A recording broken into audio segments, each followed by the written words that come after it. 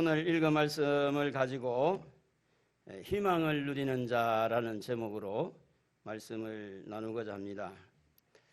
저는 어릴 때 태어나는 과정이라든지 성장 과정이 많이 어려웠습니다. 그래서 어릴 때 일을 많이 했어요. 고생을 많이 했고 손마디를 보면 손이 굉장히 굵어요. 수십 년 동안 일을 안 했음에도 불구하고 성장 과정에서 많은 고난을 겪으면서 손마디가 많이 굵게 됐고 마음도 굉장히 좀 어렵게 지나다 보니까 내성적인 사람이었습니다. 예수님을 만나고 나서 그 모든 고난의 문제가 해결되고 또 지금은 코로나로 인해서 또 고난 중에 있지만 우리 하나님은 좋으신 분이라 좋은 길로 더 많은 것을 예비하고 우리에게 복을 주시는 하나님을 믿기에 희망을 갖습니다. 오늘 여러분에게도 여러 가지 경제적인 어려움, 여러 가지 어려움이 있지만 희망을 가지고 희망을 누린다면 때가 되면 분명히 하나님께서 여러분에게 기회를 주실 줄로 믿습니다. 그렇게 믿으시면 아멘 합시다. 믿으십니까? 믿어야 돼요. 오늘 본문에 이 욥이라는 이 인물을 소개하고 있는데 성경 속에 많은 인물이 있습니다. 그 인물 가운데 가장 이렇게 고난이 최고의 고난을 당했다고 하는 이 사람을 욥이라고 우리는 이렇게 알고 있고 알려지고 있지 않습니까? 그래서 우리가 사실은 욥이 고난당한 것이 얼마나 힘들고 어려운 것은 우리가 그 상황에 들어가 보지 않았기 때문에 잘 몰라요. 그러나 우리가 지금 약간의 고난을 당하면서 욥의 고난을 생각하면서 위로를 받는 사람들이 참 많습니다. 그래도 내가 욥보다 좀 낫지 않냐. 나는 욥보다 정직하지 못하고 나는 욥보다 의롭지 못하는데 욥은 정직하고 의로움에도 불구하고 이런 고난을 당했구나 하는 것을 보면서 우리가 또 위로를 얻고 또 욥이 이런 고난 가운데서 희망을 가지고 희망을 누리면서 끝까지 하나님 붙들고 나갈 때 그에게 배의 복을 주시는 하나님을 바라보면서 우리가 고난 가운데서도 어떻게 하든지 희망은 잃지 않고 희망의 끈을 버리지 말고 희망의 소망의 끈을 잡고 나아가야 될 줄로 믿습니다. 이 욥이 고난 당할 때 친구들이 욥에게 찾아왔어요. 그래서 친구들이 많이 위로해 준다고 이런저런 이야기를 하는데 오늘 읽은 말씀은 빌닷이라는 사람이 욥이 이야기한 걸 가만히 들어보고 나서 욥이 항상 변명을 잘했어요. 변명을. 그래서 욥이 변명하는 걸 보고 그래도 네가 하나님을 찾아야 된다. 그래도 회개해야 된다. 그러면서 하시는 이 말씀 네 시작은 미약하나 네 나중은 창대하라는 말씀을 하고 있습니다. 이유는 욥이 고난당한 이유는 어떻게 해서 이유가 왜 나는 이렇게 어려운 이유를 찾지 못했어요. 욥이 왜 나는 이런 고난이 오는가? 왜 나는 이렇게 슬퍼해야 되는가? 이유를 찾지 못했어요. 그래서 계속 변명하는 거예요. 내가 모르니까. 내가 왜 이런 갑자기 이런 재산을 잃고 자식을 잃고 건강을 잃고 심지어는 부인까지 욕을 하고 떠나버리고 이렇게 가정도 파괴되고 몸도 망신창이 되고 자녀들은 다 떠나가고 알거지가 돼가지고 온몸에는 지금 병이 들어가지고 이렇게 돼 있는 이게 도대체 무슨 이유 때문일까? 나름대로 하나님을 섬기고 잘 했는데 기도하고 하나님께 예배드리고 번제드리고 하나님을 위해서 이렇게 내가 열심히 했는데도 불구하고 이유를 모르는 거예요. 이유를. 그런데 이 친구들은 와가지고 네가 죄를 더 많이 지어서 그렇지 않느냐, 네가 정직하지 않아서 그럴 거야, 하나님께서 너를 깨닫게 하려고 그래서 하나님이 너한테 징계하는 거니까 하나님 앞에 회개해야 된다. 그러니까 이제 욥이 변명을 하게 된 거죠. 이런 가운데 중요한 구절 우리가 늘 알려져 있고 네 시작은 미약하나 네 나중은 창대하리라. 한번 같이 해볼까요? 시작. 내 시작은 미약하나 내 나중은 창대하리라. 여러분 그 말씀 좋잖아요. 안 좋아요? 좋죠? 그런데 이제 이 말씀은 하나님 말씀이 아니다. 왜냐하면 빌닷이라는 사람이 욥이 아무 잘못도 없는데 이런 말씀을 했기 때문에 그 하나님 말씀으로 우리가 받아들이기 어렵다. 학자들이 이제 그런 이야기를 해요. 그러면서 이제 한 가지 아주 그 중요한 부분에서 학자들이 하는 말이 뭐냐면, 목사님이 하는 말이 뭐냐면, 개업식을 하는데 그 개업식에 가서 네 시작은 미약하나 네 나중은 심히 창대할 것이라 이 설교를 하면 이게 안 맞다는 거예요. 그래 하면 안 된다는 거예요.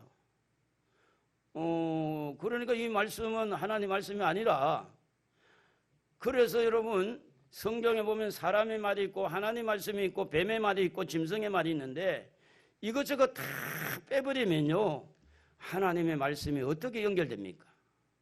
근데 성경은 디모데후서 3장 6절에 이렇게 기록합니다. 모든 성경은 하나님의 감동으로 된 것으로 그렇게 돼 있어요.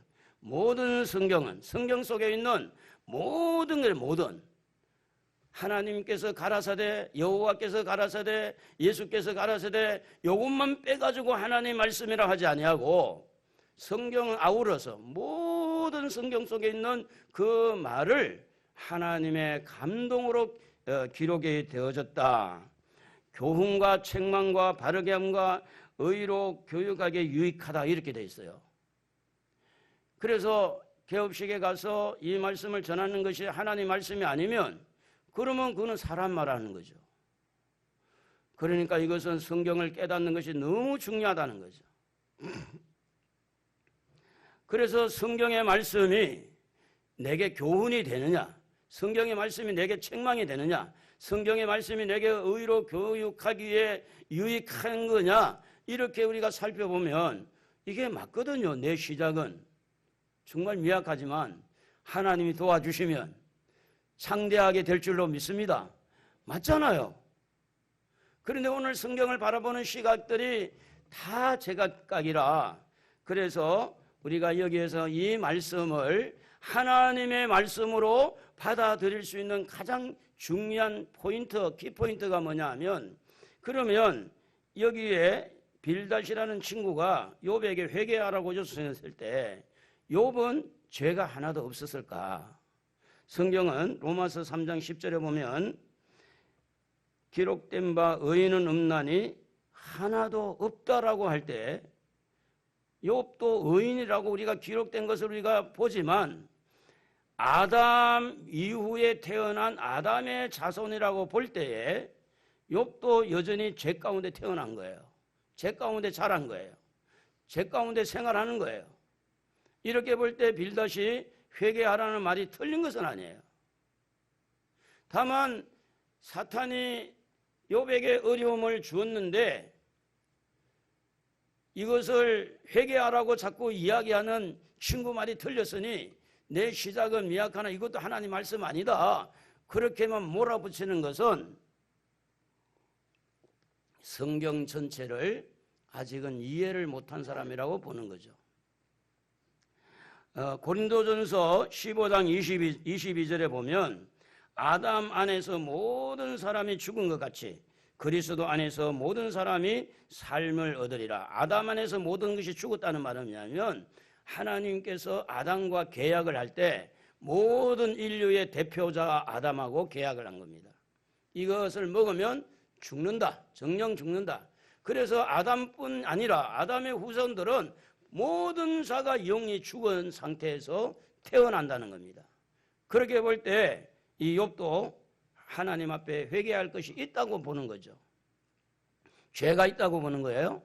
그래서 욥기 42장 5절에 보면 욥이 하나님을 만나고 나서 그런 고백을 합니다. 내가 주께 대하여 귀로 듣기만 하였사오나 이제는 눈으로 주를 배움나이다. 그러므로 내가 스스로 거두어 드리고, 스스로 거두어 드린다는 말은 내가 잘났다는 거, 변명하는 거 다 거두어 드리고 티끌과 재 가운데서 회개하나이다. 이렇게 하나님 얼굴을 딱 만나고 난 다음에 욥도 회개하는 모습을 보게 됩니다. 우리는 이 땅에 살아가는데 참 욥과 같이 원인도 모르고 이유도 모르는 그런 고난, 그런 어려움이 올 때 많은 주변에 예수 믿는 사람 아니면 목사님들 주변의 지인들이 와서 그래도 네가 뭔가 좀 잘못이 있기 때문에 이런 고난 당한 게 아니냐, 옛날에 잘못해서 그런 거 아니냐, 부모부터 내려오는 어떤 그런 저주의 어떤 그런 세력들이 내려와서 그런 거 아니냐, 여러 가지 이야기를 하면서 회개할 것을 요청할 때 이해를 못할 때 욕과 같이 할 수 있다는 거죠. 이해를 못할 때. 그러나 이런 욥일지라도, 이런 지금의 하나님의 사람일지라도 빌닷을 통해서 하나님의 말씀이 증거되는 것처럼 오늘 말씀을 통해서 오늘 우리의 마음밭에 떨어질 때 내 시작은 미약하나 내 나중은 창대리라, 이 하나님 말씀으로 받아들이면 오늘 여러분의 삶이 희망의 이 씨가 떨어지고 그 희망의 줄이 만들어지고 희망의 끈을 붙들고 오늘 일어날 줄로 믿습니다. 이게 바로 하나님 말씀이에요. 그러므로 우리가 아무리 어려운 자, 착한 자 할지라도 하나님 앞에서 보면 참 미약하고 허물 있는 자라고 보는 거죠.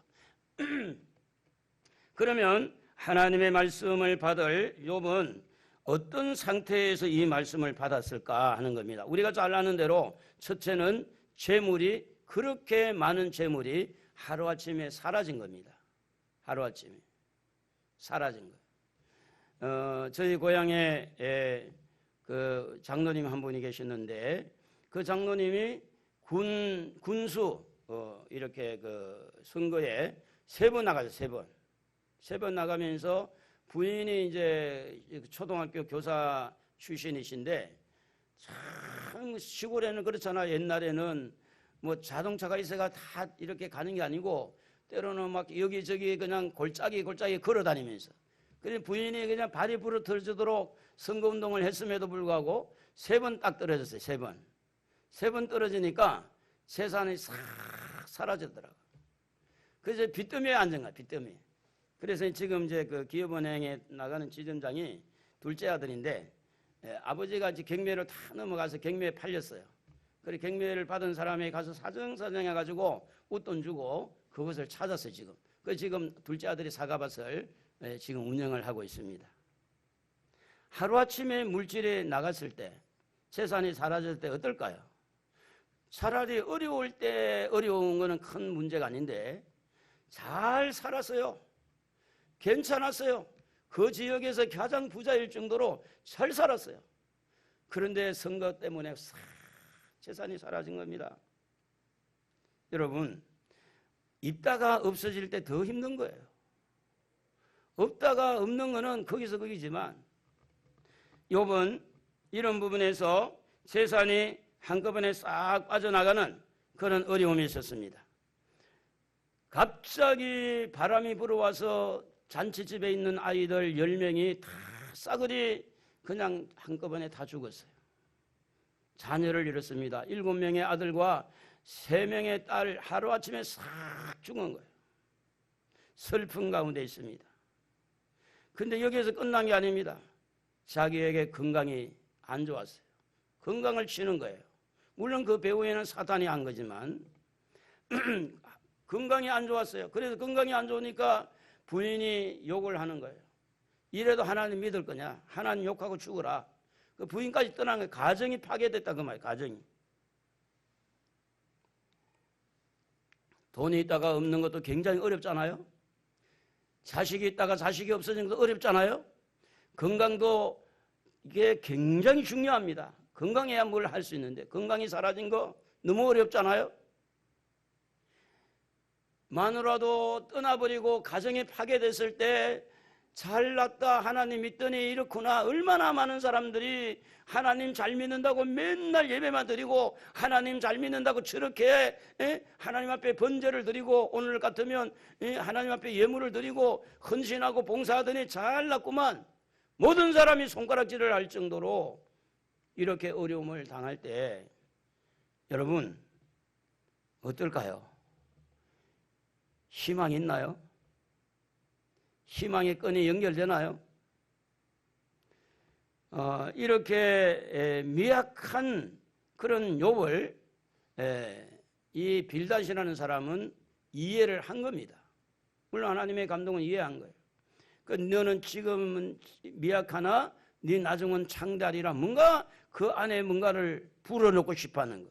그 속에 뭔가를 불어넣어서 소망을 가지고 뭔가 희망을 가지고 다시 일어서게 하려고 하는 그런 의미를 우리는 보는 거죠. 이런 미약한 가운데 있는 욥에게 하나님은 도대체 누굴까? 미약한 가운데 있는 이 욥을 향해서 빌닷이라는 친구를 통해서 하나님은 말씀으로 찾아오신 줄로 믿습니다. 여러분 8장 7절 한번 다 같이 한번 읽어보겠습니다. 네 시작은 미약하나 하였으나 네 나중은 심히 창대하리라. 자, 다 같이 나의 시작은 이렇게 만들어 봅니다. 나의 시작은 미약하였으나 나의 나중은 심히 창대하리라. 이 말씀을 믿는 사람은 그대로 됩니다. 그대로 믿으신다면 여러분 틀림없이 그대로 됩니다. 우리 교회가 처음에 개척을 할 때 옛날에 우리 교회에 나왔던 그 노 집사님이 계셨는데 그 부인이 김 집사님입니다. 화장품을 이렇게 가게를 해서 판매를 했던 분인데 이분이 처음에 저하고 꿈을 나눴습니다. 목사님은 이렇게 큰 그 당시 이제 화장품을 팔 때에 세를 얻었던 이런 건물을 자기는 사고 목사님은 교회 세를 얻어 있는 그 건물을 사고 이래가지고 꿈을 나눈 적이 있어요. 그러자고 저 대답했어요. 그 시작은 너무 미미하니까 월세 내고 있었으니까 가정가게도 월세 내고 우리도 월세를 25만 원 내고 월세 내고 있었으니까 그래 꿈꾸는 거예요. 희망을 가지는 거죠. 그래서 이렇게 하면서 지금에 와보니까 그때를 생각하면 엄청 하나님께서 복을 주신 것을 우리가 보게 되어집니다. 여러분 네 시작은 미약하다 할 때 시작이라는 것은 아무것도 없는 데서 시작하는 거예요. 뭐 있는 데서 시작하기 아니라는 거죠. 그래서 태초에 창세기 1장 1절에 보면 태초에 하나님이 천지를 창조하실 때 무에서 아무것도 없는 데서 하나님이 창조한 거죠. 그래서 이 미약하다 시작은 미약하다 할 때 이 미약하다는 것도 역시 좋은 단어가 아닙니다. 하찮다, 아주 작다, 아주 하찮은 것이다. 지금 욥을 볼 때 아주 하찮아요. 지극히 작아요. 누구도 욥을 거들떠 볼 수 있는 그런 상황이 아닙니다. 그래서 이런 욥에게 하나님은 말씀으로 찾아오신 거예요. 너의 시작은 미약하지만 너의 시작은 하찮지만 너의 시작은 아주 작지만 네 나중에는 창대하게 이렇게 될 것이다. 창대하리라. 심히 창대하리라. 세상급의 창대를 말하고 있잖아요. 그래서 이렇게 하나님께서 말씀으로 찾아오신 이유가 뭐냐면 자식이 사라졌죠. 재산이 없어졌죠. 건강도 사라졌죠. 같이 있던 부인도 떠나가 버렸죠. 나 홀로 남아있는 외로운 이 욥에게 올 수 있는 이런 상황에 올 수 있는 몇 가지가 있습니다. 그 몇 가지 안에는 뭐냐면 낙심이라는 거예요. 좌절이라는 거예요. 실망이라는 거예요. 뿐만 아니라 거기에 조금 이렇게 확대해 나가면 원망입니다. 불평입니다. 더 나아가면 무기력입니다. 그리고 또 이 열등감입니다. 이제는 나는 아무것도 할 수 없다고 나는 아무것도 할 수 없다는 그런 무기력으로 이렇게 나타날 수 있다고 하는 겁니다.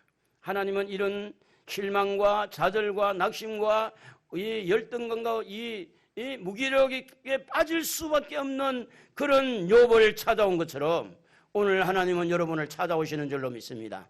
너 시작은 미약하지만 너의 나중에는 심히 창대하리라. 하나님의 말씀으로 찾아왔다는 겁니다. 이 말씀으로 찾아온 것은 무엇 때문이냐? 그 실망할 수 있는 마음에 좌절할 수 있는 그 마음에 파고 들어가서 희망의 씨를 뿌리고 싶은 거예요. 그리고 희망의 끈을 만들고 싶은 거예요. 그래서 하나님과 그 욥과 관계를 희망의 줄로 만들어서 희망으로 빠져나오도록 희망을 붙들고 소망을 붙들고 빠져나오도록. 그래서 하나님은 아무것도 없는 욥에게 와서 내 시작은 미약하나 네 나중은 창대하리라. 사실은 사람이 이렇게 어려움을 당해보면 실망할 수도 있지만 그동안에 나를 의지하고 물질을 의지하고 나의 어떤 젊음을 의지했던 그 모든 것들이 떠나가고 난 다음에는 어떻게 보면요, 하나님을 붙들 수 있는 귀한 중요한 기회가 될 수 있어요. 원망할 수 있는 기회도 되지만 하나님을 강하게 붙들 수 있는 기회도 되더라는 겁니다. 제가 어려움을 많이 당할 때 많은 눈물을 흘리면서 하나님을 붙들었습니다. 근데 그때에 제가 형편이 너무 안 좋았어요. 형편이 하나도 안 좋은 거예요. 그러니까 하나님 앞에 울 수밖에 없죠. 때로는 억울해서 섭섭해서 서러워서 얼마나 많은 눈물을 흘렸는지 몰라요.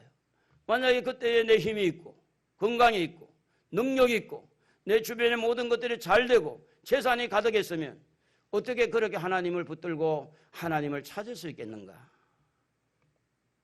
사랑하는 성도 여러분, 낙심을 할 수 있는 그 기회가 하나님을 붙들 수 있는 기회가 되는 줄로 믿고 실망할 수 있는 그 기회에 하나님을 잡으시기를 바랍니다. 하나님이 희망입니다. 하나님이 소망입니다. 그래서 이런 낙심할 수 있는 자에게 찾아오신 하나님은 너의 시작은 지금은 미약하지만 나중에는 심히 창대하리라. 그러므로 이렇게 미약한 가운데 있는 하나님의 사람들이 하나님은 무엇을 잡기를 원하느냐 하면 말씀 붙들고 절망을 이기는 거죠. 말씀을 붙들고 무기력을 이기는 거죠. 그 말씀 부여잡고 희망을 가지고 이 열등감을 이렇게 떨쳐버려야 된다는 거죠.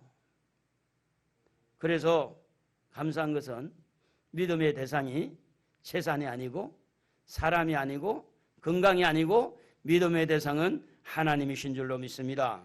전능하신 하나님이십니다. 현실만 바라보면 죽을 것 같지만 하나님을 바라보면 살 것 같아요. 현실을 바라보면 절망 가운데 있지만 하나님의 능력을 바라보니까 일어날 힘이 생기는 겁니다. 오늘 여러분 코로나로 인해서 건강도 또 이런 경제적인 어려움도 굉장히 우리를 압박해 오지 않습니까? 그러나 이런 가운데 우리의 하나님, 우리가 믿는 하나님, 하나님을 붙드는 은혜가 있기를 바랍니다. 우리 한번 그런 면에서 하나님 한번 부르면 좋겠네요. 한번 크게 한번 불러봅시다. 시작. 하나님을 좀 부르시면 좋아요. 하나님, 그렇습니다. 욥처럼 내가 고난이 아니더라도 지금 나는 욥과 같은 비슷한 연약함이 있습니다. 미약함이 있습니다. 하나님 도와주세요. 성경에 보면 이 미약한 자를 찾아오시는 하나님이 여러 군데 소개되고 있는데 그 중에 하나를 보면 이 야곱이라는 사람은 창세기에 나온 족장 중에 하나입니다. 아브라함, 이삭, 야곱 그리 되어 있는데 이 야곱은 어떤 사람이냐면 욕심이 좀 많았어요. 쌍둥이로 이렇게 태어났는데 태어날 때 이렇게 그 형 발꿈치를 잡았다 그래 야곱이라는 이름이 지었잖아요.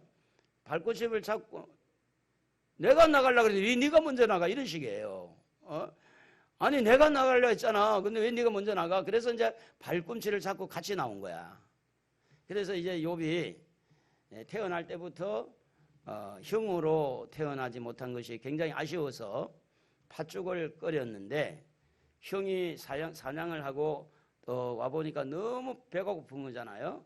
그래서 팥죽 한 그릇 다 오고 그랬는데 야곱이 형한테 그러면 형 그 장자의 명분 나한테 팔아. 알았어. 그래서 이제 장자의 명분을 야곱이 샀어요. 팥죽 한 그릇 주고. 그러면서 이제 아버지가 이삭이 이제 죽기 전에 유언을 하는데 눈이 많이 침침하고 어두워진 거예요. 그래서 이제 엄마가 야곱에게 너 형 에서가 지금 사냥하러 갔으니 네가 빨리 이 내가 맛있는 요리를 짐승을 잡아서 요리를 해줄 테니 아버지한테가 축복을 받아라. 그래서 이제 형이 받아야 될 축복을 이렇게 가로채서 이렇게 받을 정도로 야곱에게는 하나님의 축복에 대한 갈망이 있었고, 그는 잘 되고 싶었고, 그는 형이 되고 싶었고, 굉장히 열정적이었어요. 요즘에는 아이들을 키워보면 첫째 아이의 욕심보다 둘째 아이의 욕심이 더 강하다는 걸 볼 수 있잖아요. 가끔요. 다 그런 건 아니에요. 둘째가 됐냐?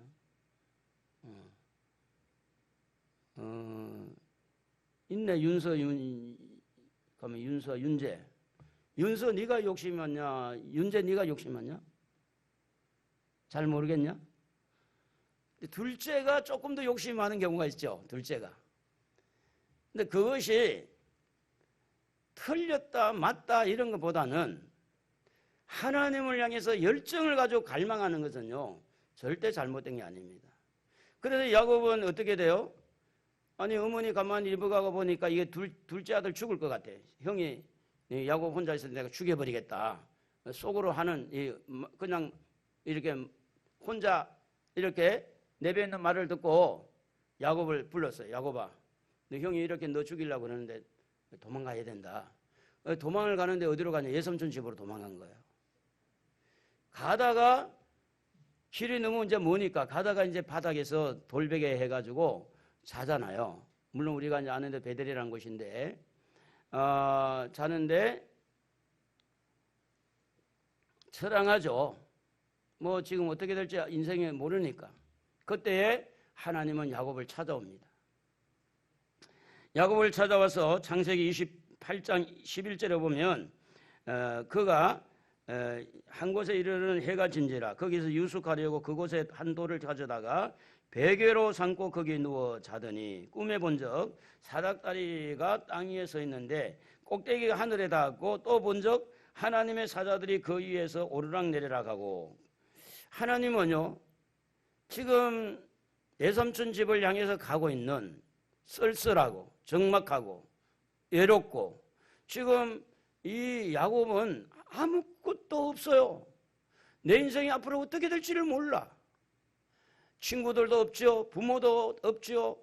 그러니까 혼자 지금 타지로 이렇게 가는 그 발걸음, 힘 있는 발걸음이 아니라 도망가는 발걸음. 그런데 하나님은 찾아오셔서 야곱에게 꿈을 주십니다. 꿈을 통해서 하나님을 향해서 바라보도록, 하늘을 바라보도록 메시지를 주는 거죠. 다시 말하면은 이 절망 가운데 빠져있는 야곱에게 하나님은 희망의 메시지를 던지는 거죠. 13절에 보면 또 본적 여호와께서 그 위에 서서 이르시되 나는 여호와니 너의 조부 아브라함의 하나님이요 이삭의 하나님이라. 네가 누워있는 땅을 내가 너와 네 자손에게 주리니. 하나님은 여기에 보면 약속을 합니다. 지금은 아무것도 없어요. 그래서 약속을 하는 거예요. 내가 아브라함과 약속했고 이삭과 약속했고 너와 약속하는데 너가 이 땅을 차지할 거야. 그리고 네 자손들이 장가도 안 갔는데 네 자손들에게 줄 거야. 하나님은 지금 어쩔 수 없는 이 야곱을 찾아와서 야곱의 힘으로는 아무것도 할 수 없는 이 인생에게 하나님은 찾아와서 꿈으로 찾아와서 그에게 메시지를 던져줍니다. 약속을 잡을 수 있도록, 약속을 붙들 수 있도록 이 땅을 너에게 주고 네 자손에게 준다. 14절에 보면 네 자손이 땅에 티끌같이 되어 네가 서쪽과 동쪽과 북쪽과 남쪽으로 퍼져갈지며 땅의 모든 족속이 너와 네 자손으로 말미암아 복을 받으리라. 여러분 죽지 않으려고 도망가는 야곱이지 않습니까? 욕심 부리다가 사기치고 거짓말하다가 지금 자기가 너무 잘못한 마음을 가지고 지금 도망가는 신세인데도 불구하고 하나님은 찾아왔어요. 찾아오셔서 그의 희망을 줍니다. 희망의 메시지를, 희망의 씨를 뿌립니다. 오늘 사랑하는 성도 여러분, 여러분에게 찾아오신 하나님은 여러분이 잘못이 있음에도 불구하고 여러분의 실수가 있음에도 불구하고 하나님은 여러분에게 찾아와서 네 시작은 정말 네 시작은 미약하고 네 시작은 아무것도 아닐지라도 너의 장래, 너의 미래, 네 나중은 힘이 창대할 거야. 하나님 약속을 가지고 와서 우리에게 말씀하고 있다는 거. 지금 현실은 아무것도 안 바뀌었지만 분명한 것은 하나님 말씀을 남긴다는 거예요. 우리 속에. 뿐만 아니라 여러분 아는 대로 모세라는 사람은 이 이스라엘을 430년 동안 애굽에 종살이하던 이스라엘 백성들을 강야로 이렇게 데려와서 가나안 땅으로 인도한 사람인데, 그 40년 강야 생활을 마치고 120살에 너보산은 예루살렘이 보이는, 가나안 땅이 보이는 그 산에, 요르단 쪽에 너보산에서 이제 마지막 운명을 하고, 이어서 이제 여호수아가 리더가 돼서 지도자가 되는데, 그동안에는 이 여호수아는 모세의 심부름만 잘한 거예요. 나가서 싸워 그럼 싸우고. 그래서 이제 여호수아는 늘 모세를 시중을 들고 이렇게 살았던 터라 리더라는 이런 훈련이 별로 없었어요. 그리고 그 옆에서 이스라엘 백성들이 얼마나 모가 나고 원망과 불평이 얼마나 많고 정말 이 나라를 다스린다는 것이 얼마나 어렵다는 것을 그는 몸소 옆에서 보아왔어요. 어느 날 이 사람을 보고 하나님이 지도자로 세우라고 그러니까 이 여호수아는 너무 마음이 부담이 되는 거예요. 내가 할 수 있을까? 나는 못해. 난 못해. 나 못해. 이런 여호수아에게 하나님은 찾아왔어요. 강한 자에게 찾아온 게 아닙니다. 약한 자에게 찾아왔어요. 미약한 자에게 찾아왔어요. 여호수아 1장 5절 우리 한번 같이 읽어보겠습니다. 내 평생에 너를 능히 대적할 자가 없으리니 내가 모세와 함께 있었던 것 같이 너와 함께 있을 것임이라. 내가 너를 떠나지 아니하며 버리지 아니하리니 강하고 담대하라. 너는 내가 그들의 조상에게 맹세하여 그들에게 주리라 한 땅을 이 백성에게 차지하게 하리라. 오직 강하고 극히 담대하여 나의 종 모세가 네게 명령한 그 율법을 다 지켜 행하고 우로나 자로나 치우치지 말라. 그리하면 어디로 가든지 형통하리니. 하나님은 이런 야곱에게 찾아온, 미약한 야곱에게 찾아온 것처럼 아주 미약한 여호수아에게 찾아와서 그 속에 하나님이 내가 너와 함께 하겠다. 모세와 함께 하는 건 내가 너와 함께 하겠다. 너는 마음을 강하게 하라. 내가 너를 도와줄 테니까. 너는 어디를 가든지 형통할 거야. 그래서 내가 너희들에게 주기로 약속한 땅을 줄 것이고 이렇게 땅을 차지할 것이고 너는 하나님 말씀대로 살면 형통할 거야. 이러면서 연약한 너무 부담스러운 정말 미약한 여호수아의 마음을 말씀으로 약속으로 강하게 해주는 모습을 보는 거죠. 이런 미약한 사람들에게 또 욥을 비롯해서 오늘날 미약한 사람들에게 주시는 하나님의 약속은 내 나중은 창대하리라는 말씀입니다. 다시 말하면 미래를 축복으로 약속한다는 거죠. 욥은 재산을 잃었고 자식을 잃고 건강을 잃고 어떻게 보면 가정을 잃고 참으로 이런 미약한 이런 욥이었는데 욥의 그 신앙을 우리가 보면 그런 연약함이 있음에도 불구하고 참 기특한 것은 뭐냐면 원망을 안 했다는 거예요. 불평을 안 했다는 거예요. 뿐만 아니라 좌절도 안 했어요. 그런데 너무 힘들었어요. 내가 차라리 안 태어났으면 좋을 정도로 그런 고백을 했으니까. 그런데 그의 믿음이 어디서 잘 발견되느냐면 욥기 1장 21절 한번 같이 읽어봅니다. 이르되 내가 모태에서 알몸으로 나와 싸운적 또한 알몸이 그리로 돌아가올지라. 주시니도 여호와시요 거두시니도 여호와시니 여호와의 이름이 찬송을 받으실지니이다. 지금의 자기의 고난 있잖아요. 이해가 잘 안 됐어요. 왜 그랬는지 몰라. 그런데 한 가지 확실한 것은 주시니도 하나님, 가져가시니도 하나님, 이 믿음을 고백한 거예요.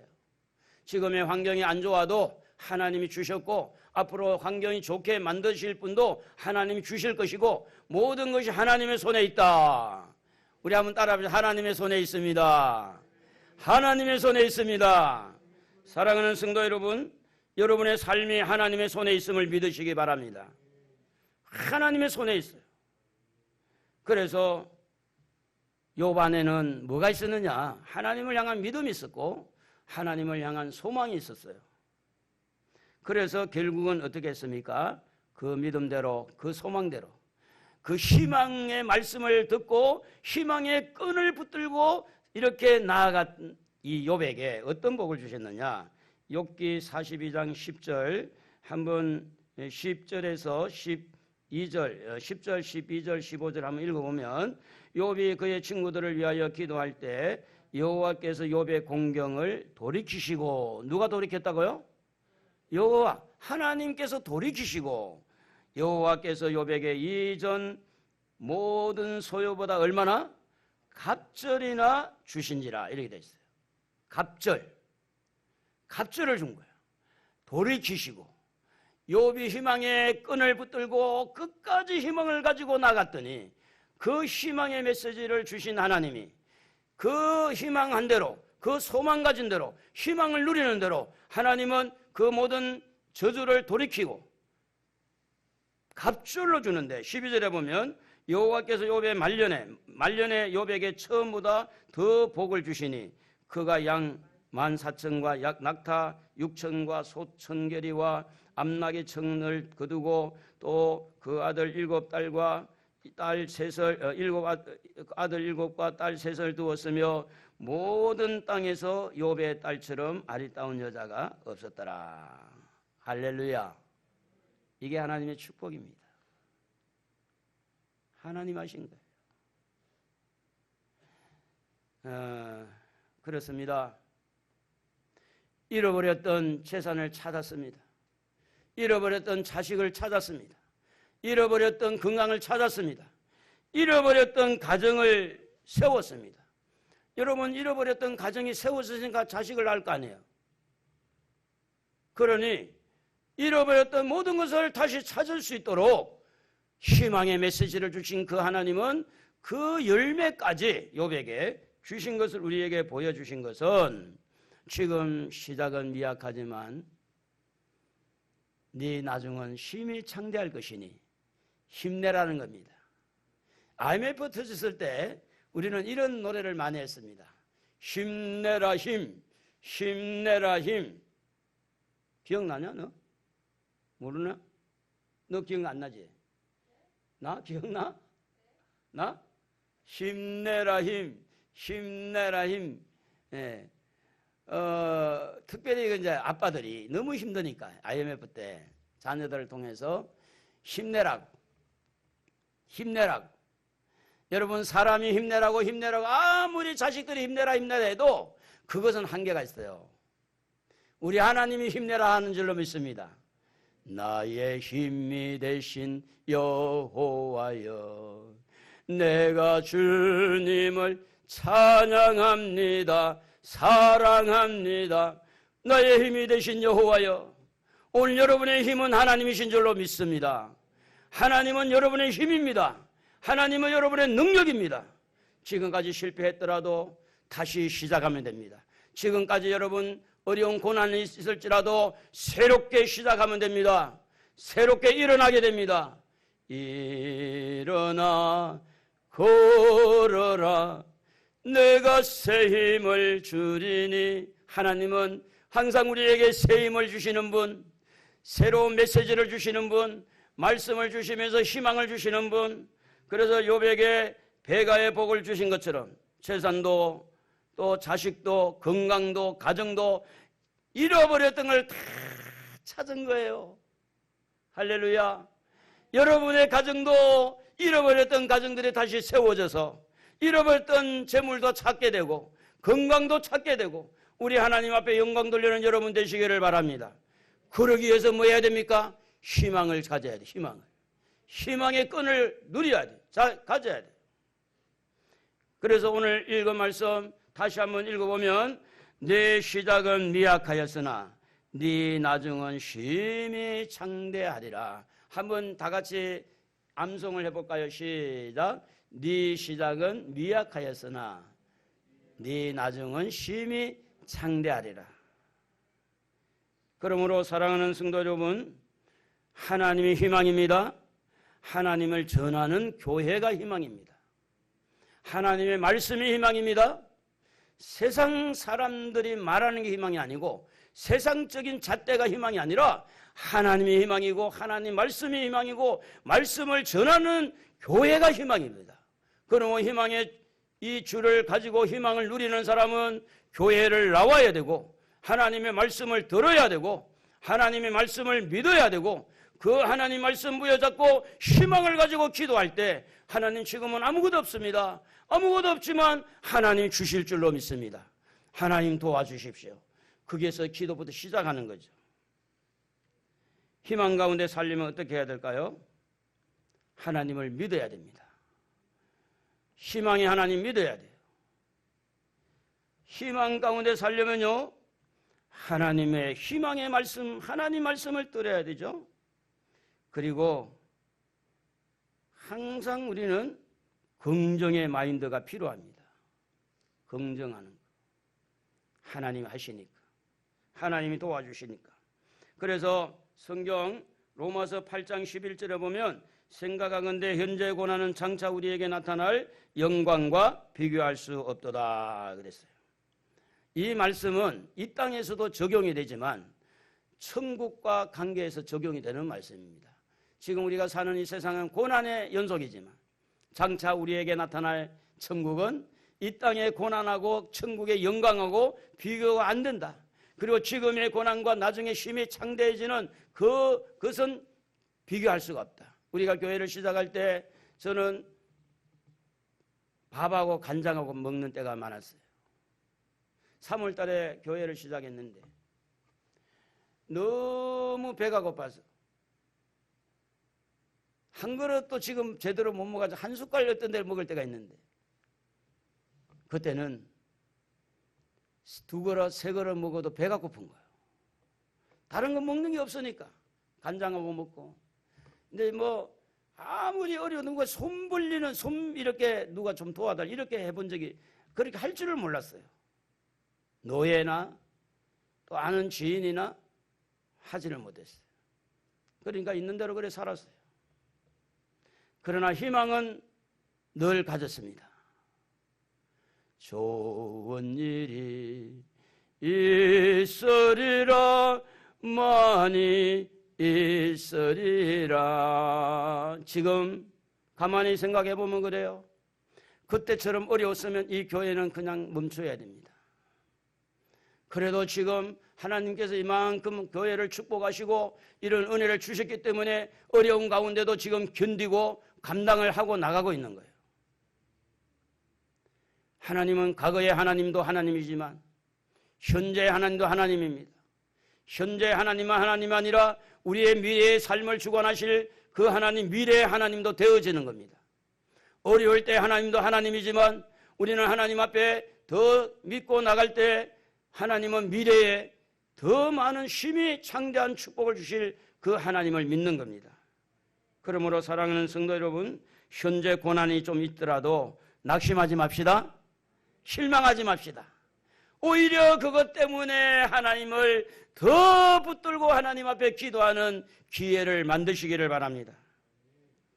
그러면서 여러분에게 어떤 희망의 메시지, 희망의 끈이 있는지 그 줄을 잡으십시오. 모든 것은요, 하나님의 손에 있기에 하나님 한 번 마음만 먹으면 교회의 부흥도 사업의 부흥도 자녀의 축복도 하나님 마음만 먹으면 돌이키시고 배의 복을 주신 것처럼 하나님의 손에 있어요. 흥망성쇠가 하나님 손에 있어요. 그러므로 사랑하는 성도 여러분, 금년 한 해 어려운 가운데 있지만 미약한 가운데 있지만 시작이라고 시작이라고. 지금 시작이 정말 어렵지만 이제 시작이야.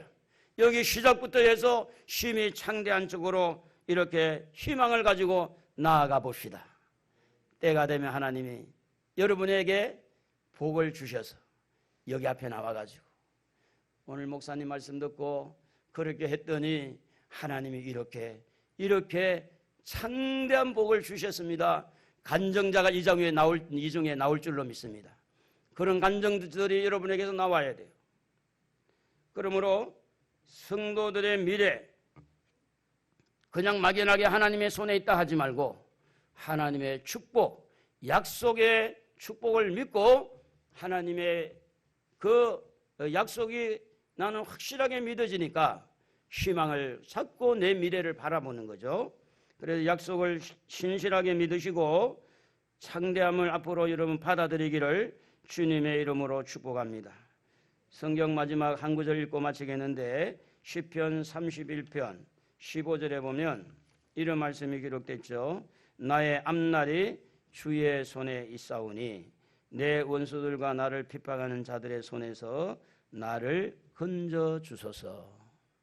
내 앞날이 하나님의 손에 있으니 지금의 환난, 지금의 핍박, 지금의 고난을 이렇게 당하고 있을 때 하나님 나를 건져달라고 여러분의 기도가 되었으면 좋겠습니다. 희망의 줄을 잡으시고 금년 한 해 동안 어떤 고난 속에서도 끝까지 창대할 것을 믿고 나아가는 여러분 되기를 우리 주님의 이름으로 축복합니다.